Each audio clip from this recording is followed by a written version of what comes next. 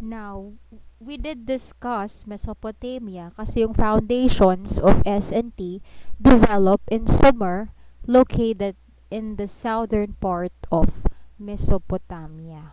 And the Sumerian people, ang tawag sa kanila, are considered as the creators of civilizations.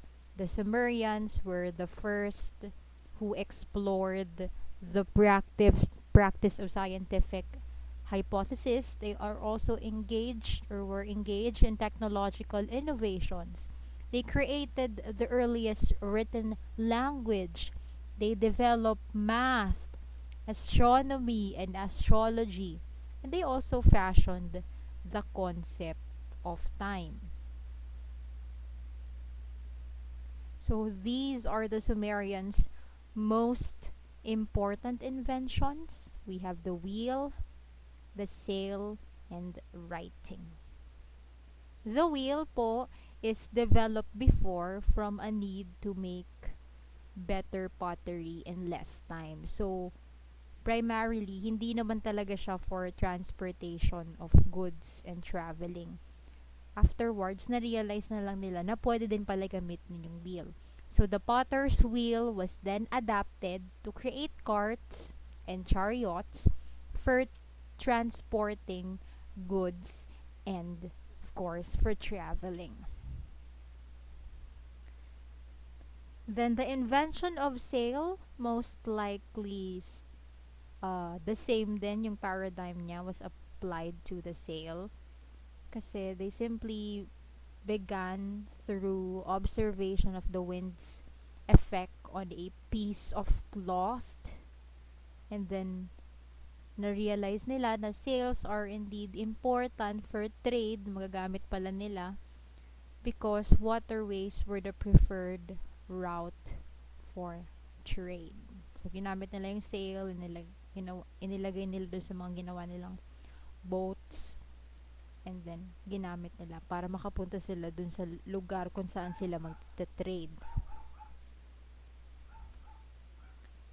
The Sumerians also developed a system of writing which is known to be the cuneiform or cuneiform. It utilized word pictures in triangular symbols which are carved on clay using wedge instruments and then left to dry. Napakahaba ng process nito. You can try to research the whole process of this one para lang makagawa sila ng maayos na cuneiform. So, before, kaya hirap na hirap pa din talaga sila na makapag-communicate or i-record yung kanilang iba't ibang information.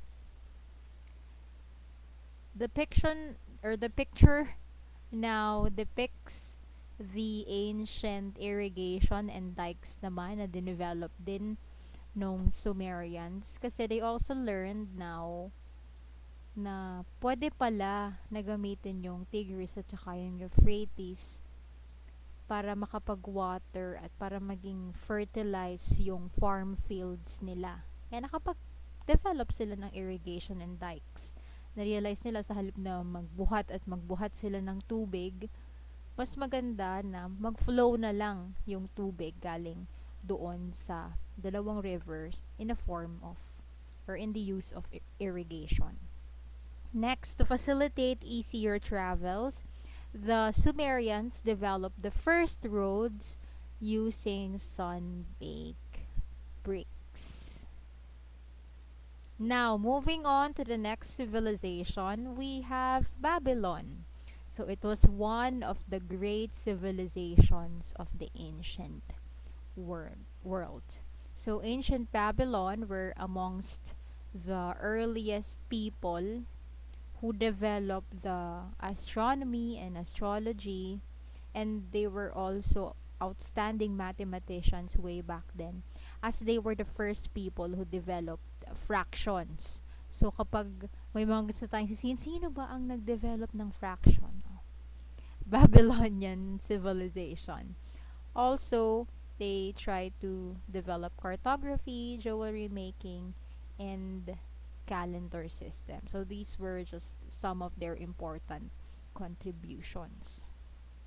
Siyempre, hindi ko naman pwedeng hindi isama itong pinakasikat na Hanging Gardens of Babylon. So it is considered as one of the seven wonders of the ancient world and considered as one of the greatest engineering and architectural achievement of the world. Its exact location is unknown, at kung talaga bang nag-exist ito, kung hindi nila alam kung nag-exist ba talaga or imagination lang ng mga tao, or kung nag-exist man, baka na-destroy ng war, ng erosion, or an earthquake, no one knows. Astronomy and astrology also plays an important part in Babylonian civilization. So, ito pong astrology can be thought of as the predecessor to true astronomy, but with more emphasis on heavenly bodies influencing human affairs and predicting also future events. So it was widely practiced by many ancient cultures and and was of incalculable importance to the development of human reasoning and philosophy. And then itong astronomy man, it's the study of the universe and the contents outside the Earth's atmosphere.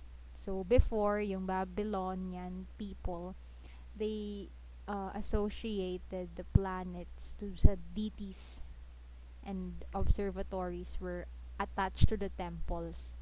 Pinsan uh, nagpe-predict sila or nagbe-base sila ng decision nila sa movement of stars, ganyan. For halimbawa, dapat bang magtanim sa ganitong araw, tama ba yung alignment and all, dapat ba silang sumugod sa war.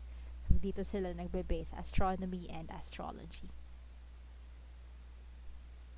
Also, an ancient cartographer created the world's first map in a tablet. So it is used before kapag may mga military campaigns, kapag nag-hunt, kapag may exploration. And the Babylonian then also used this numerical system with 60 as its base, and it is now known as the Saxodecimal system. So from this, we have derived the 60 seconds in a minute, and 60 minutes in an hour, and 360 degrees in a circle. So the Babylonians were also able to create calendars that were more accurate than their contemporaries, because their calendrical observations were aided in advances sa astronomy and math. So nakapag-create sila ng lunisolar calendar. Now let's go to the ancient civilization of Egypt. The ancient Egypt was located in the north portion of Africa that flourished as shown in the map here. Ayan. So, Egyptian civilizations developed along the Nile River. So, in the large part, kasi nga, 'di ba yung mga rivers, kapag nagkakaroon ng annual flooding, nai-ensure nila na magiging reliable at rich yung soil for the crops to grow. Kaya dyan sila nagpwesto.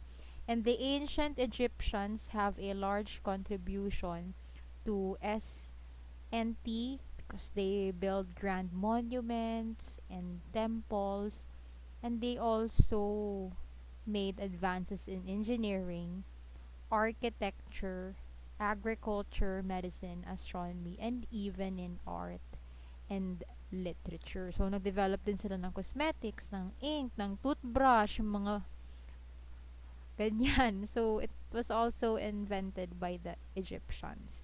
Additionally, they made advances in almost every sphere of aspect, may it be manufacturing,